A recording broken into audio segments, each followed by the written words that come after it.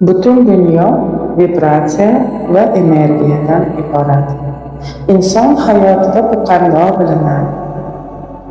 Har bir insonda o'ziga yarasha vibratsiya va energiyasi bor.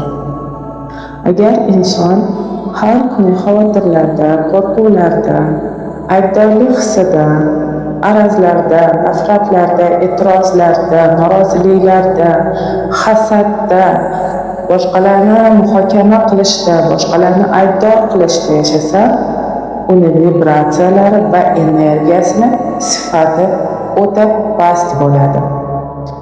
Bunaqa insonlarning hayotida badali sog'liq, er-xotin munosabatlari buzilishi, pulsizlik, kredit qarzlar va boshqa qiyinchiliklar bo'ladi. Nimaga inson boshqalarning hayotiga ko'p e'tibor beradi? Boshqalarni muhokama, g'iybat qiladi, boshqalarga baho beradi. Chunki bunaqa insonlarning ongi birinchi darajada bo'ladi. Bunaqa insonlar o'zining hayotidagi qiyinchiliklarga, og'riyotgan joylariga qarashni xohlashmaydi. Ichidagi og'ir hissiyotlariga e'tibor berishmaydi.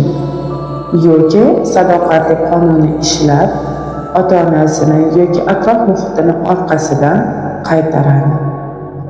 Qachonki inson e'tiborini o'ziga, o'zining hayotiga, o'zining og'ir hissiyotlariga qaratishni o'rgansa, o'z ustida ishlasa, unda vibratsiyasi va energiyasi sifati baland bo'lishi boshlaydi.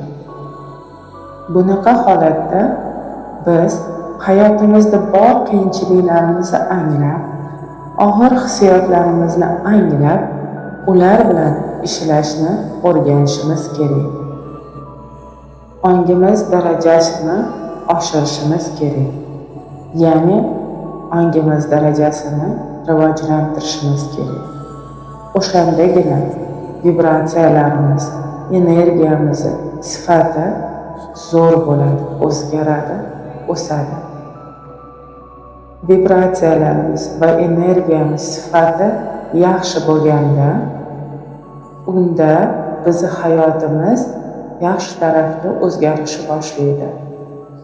O'zimizni yaxshi his qilishni boshlaymiz va xohlagan narsalarimizga, o'ylagan niyatlarimizga, maqsadlarimizga erishishimiz oson bo'ladi.